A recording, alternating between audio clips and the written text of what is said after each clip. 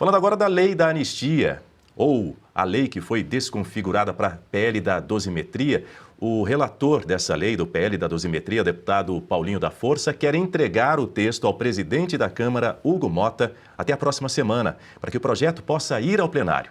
O relator garante que está tentando equilibrar interesses diferentes dentro da casa. Na última semana, Paulinho da Força se reuniu com lideranças de vários partidos para formular um texto que agradasse tanto a base governista, que sugere a redução das penas, quanto a oposição, que propõe uma anistia ampla, geral e restrita.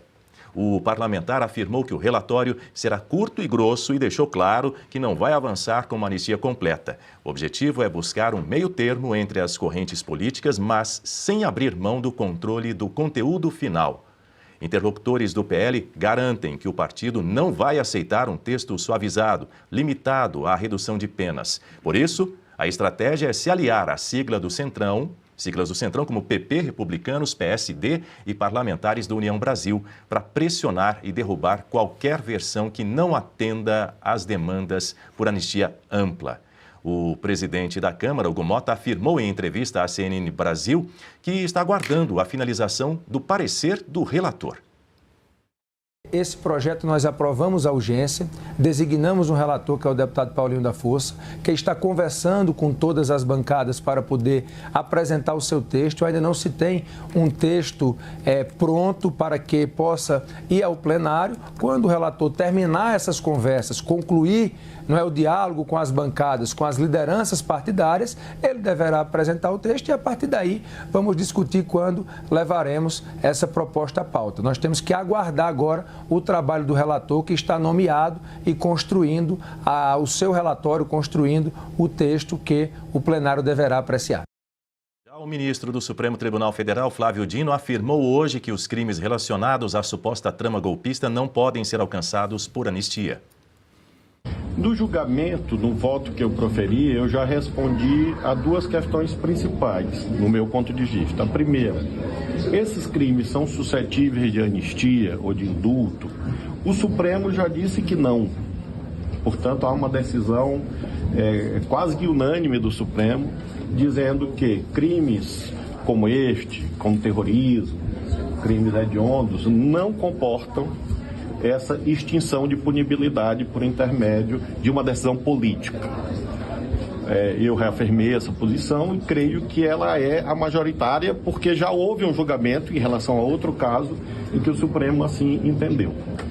Quem define, escreve os crimes é o Congresso Nacional. O Judiciário aplica essa lei. E nós fizemos, nesse caso, a aplicação da lei. E no voto, eu chamei a atenção para dois aspectos. A primeira, a lei vigente, que é muito nova, corresponde à história do direito brasileiro desde o Império.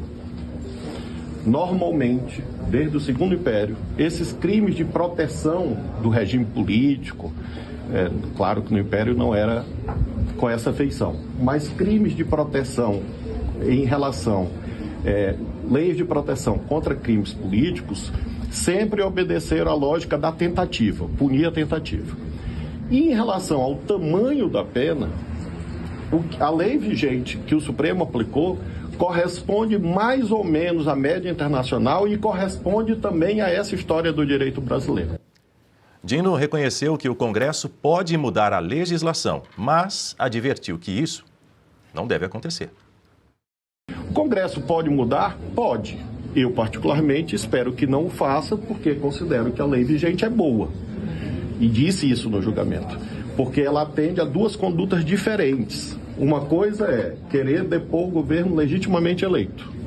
E isso se refere ao Poder Executivo. Outra coisa é pretender abolir o Estado Democrático de Direito. Isso se refere aos outros poderes. Portanto, são dois crimes diferentes, porque são duas condutas diferentes. Essa é a minha visão, mas claro que o Congresso Nacional pode. André Marcília, quero ouvir você a respeito dessas falas aí do ministro Flávio Dino. E eu abro fazendo uma pergunta para você. Cabe a um ministro do STF dizer o que o Congresso, o que o Legislativo deve ou não fazer? Pois é. Se tem alguma coisa errada na anistia, é a manifestação dos ministros sobre a anistia. Isso é que é o grande ilícito dessa história. Porque, primeiro, que ministro não tem que falar do trabalho dos outros. A gente tem na Constituição um princípio importante, que é o da separação dos poderes, e que quer dizer exatamente isso, cada um no seu quadrado. Então, o ministro Dino cuida do judiciário, e já é muito quando consegue cuidar, enquanto os congressistas cuidam do Congresso. Veja um absurdo do ministro Dino e outros mais, o ministro Moraes também já falou, o ministro Gilmar, eles estão falando da anistia, mas qual anistia? Não tem texto. Até agora a gente não tem um texto. Então eles estão entendendo que é inconstitucional o quê? Uma anistia que não tem texto? Como é que eles podem entender que é inconstitucional o conceito anistia? Isso não existe, até porque o conceito anistia está dentro da Constituição e a menos que o Dino entenda que a Constituição é inconstitucional, não faz sentido pensar que o conceito de anistia não é acolhido ou não foi acolhido pela Constituição vigente. Então isso é um absurdo. Depois ele fala que terrorismo e crime hediondo não são passíveis de anistia. Verdade. Agora, qual o terrorismo que houve? Ninguém foi condenado por terrorismo. Terrorismo não está no rol das condenações e nem crime hediondo. O único terrorismo que houve ali, ou pode-se pensar, não é exatamente terrorismo, mas a tortura, vamos fazer um correlato aqui, tortura também não está na possibilidade de ser anistiada, mas a única pessoa, os únicos que realmente cometeram a tortura foram talvez o Estado ou até mesmo indiretamente os ministros, quando, por exemplo, permitiram que o Clezão morresse dentro da prisão, ou até mesmo o Felipe Martins sofresse aquilo que se relata e se constatou que ele sofreu. Então, tirando o que o Estado fez, e que talvez esses sejam ilícitos não anistiáveis, assim digamos, nada que foi feito ao Estado ou contra o Estado, supostamente, não seria passível de anistia. Então, o ministro Dino diz assim, essa é a minha visão, mas a sua visão, ministro, com todo o respeito, está errada. E, por último, a gente tem que dizer o seguinte, a urgência que foi aprovada dentro do Congresso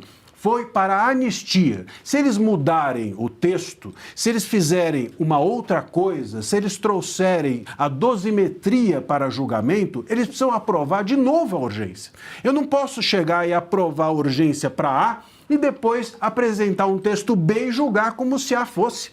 Então é necessário, inclusive, que a oposição, no meu entendimento, fique atenta a isso, porque a gente está diante de uma espécie de texto que foi totalmente modificado e que virá à tona um monstrengo que vão chamar de dosimetria ou sei lá do que, mas não foi isso que se aprovou, não foi isso que o Centrão e a oposição aprovaram como passível de trâmite urgente há alguns meses atrás. Augusto? Olha aqui, ninguém muda de ideia assim tão radicalmente depois dos 40 anos, a menos que seja alvo de alguma chantagem ou suborno. E não é o caso do Flávio Dino. Ele finge que deixou de ser comunista. Mas, como disse o Lula no dia da indicação, ele é comunista. Pois bem, é militante de alma, aí, coração, do Partido Comunista do Brasil, PCdoB. Foi o PCdoB que organizou a guerrilha do Araguaia, onde foram cometidos esses crimes que ele diz que não são anistiáveis. Se a Constituição não admite anistia, que se anule a anistia de 1979. Por que ela existiu? Essa foi legal? Eles não só anistiaram assassinos, torturadores, aquele tenente no Vale do Paraíba, ele morreu com coronhadas porque eles não queriam fazer barulho que chamasse a atenção do exército, com tiros. Eles fizeram o diabo. E por que foram anistiados? E mais, porque não lembraram naquela época que era inconstitucional. Não pode. Aí, diz que a Constituição proíbe, não sei de onde ele tirou esse negócio. O Flávio Dino é cínico. É cínico. Ele, por exemplo, não lembra que eles conseguiram muito mais que a anistia. Eles conseguiram o Bolsa Ditadura e hoje nós temos um número incalculável, literalmente, você não sabe quanto, são milhares, de bolsistas que vivem do sofrimento que teve o avô. Já. Gasta-se um dinheiro que eles mantêm em segredo porque é absolutamente imoral. E ele está falando que a anistia não pode. Não pode é o que está acontecendo. Agora, não pode é o Bolsa Ditadura.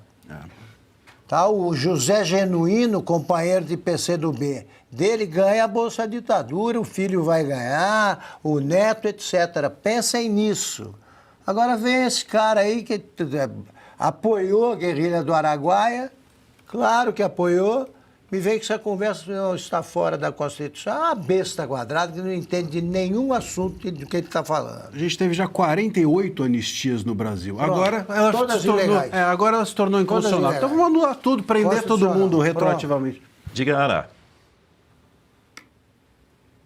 Olha, Daniel, muito pouco a ser acrescentado. Só o que eu anotei aqui é aquilo que o Marcília disse, que eles aprovaram a urgência, mas agora eles vão mudar, né? Agora não, agora é dosimetria. Então, lá atrás tinha que ser dosimetria. Vamos aprovar a urgência para o PL da dosimetria, porque a ideia é diminuir a pena dos condenados. Outra coisa aqui, o pessoal do chat, tá? Chamando o Paulinho da Força de Paulinho da Farsa. E aí me perguntaram essa semana, no chat aqui do Sem Filtro também, porque o Paulinho da Força é um deputado, é suplente, de repente apareceu ao lado de Aécio Neves e Michel Temer, Aécio também que, né, tinha desaparecido, fantasminha que de repente apareceu para resolver todo o problema, e um deputado, um suplente sem expressão, e aí me perguntaram como é aqui nos Estados Unidos quando um deputado ou um senador ele sai do cargo, seja por falecimento ou para pegar uma secretaria, um ministério, ou enfim, qualquer situação, o que acontece? Não tem suplente aqui, não existe isso de suplente. Dependendo do estado, o governador ele aciona uma substituição temporária até que uma nova eleição seja feita rapidamente, não demora esperar o outro ciclo, não.